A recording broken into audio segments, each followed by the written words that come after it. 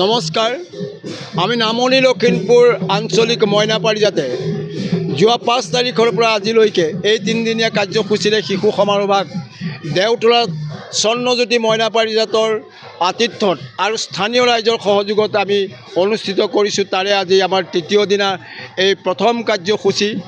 এই কাৰ্যসূচী শোভাযাত্ৰা কাৰ্যসূচীত আমাৰ আঞ্চলিকৰ মুঠ 40টা শাখাই প্ৰতিযোগিতাত অংশগ্ৰহণ কৰিছে।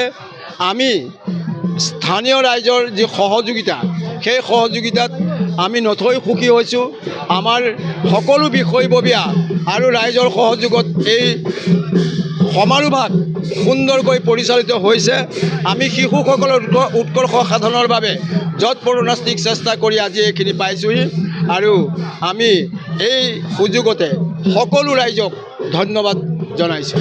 আমাৰ এতিয়ালৈকে যিসকলে আমাৰ কৰ্মীয়ে সহায় সহযোগিতাৰে এই কৰ্মভাগ কৰাত সফল ৰূপায়ণ কৰাত আমাক সহায় কৰি আছে আৰু এই 2 দিন পাৰ হৈ যোৱাৰ পাছত আজিৰ দিনটো ৰাতিপুৱাৰ পৰা তেখেতসকলে আমাক এই কৰ্মভাগী সফল ৰূপায়ণ কৰাত উঠিবৰি লাগিছে আৰু আমি আজি গোটেই দিনটোৰে সফল ৰূপায়ণ হ'ব বুলি ভাবিছোঁ।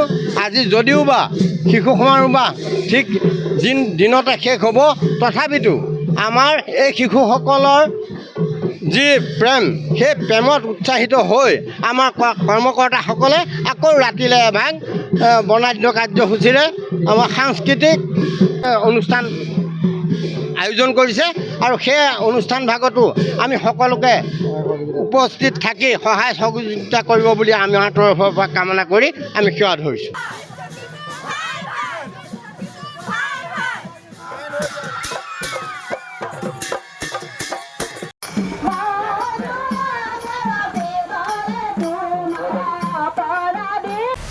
প্ৰতিটো ৰাজনৈতিক দলে বজাইছে নিৰ্বাচনী ৰণদংকা। বিজেপিৰ নিৰ্বাচনী ইস্তাহাৰত জনতাৰ বাবে আছে কি? কংগ্ৰেছৰ বিৰোধীয়ে জনতাক দিছে কি প্ৰতিশ্ৰুতি? AIUDF ফেক্টৰ হ'ব নেকি এইবাৰৰ নিৰ্বাচনত? প্ৰতিটো দলৰ প্ৰতিনিধিয়ে জনতাক ক'ব তেওঁলোকৰ প্ৰতিশ্ৰুতিৰ কথা। ষ্টাৰ চিমেণ্ট 24ত চৰকাৰ কাৰ? পাৱাৰ্ড বাই ডাটা মিছন।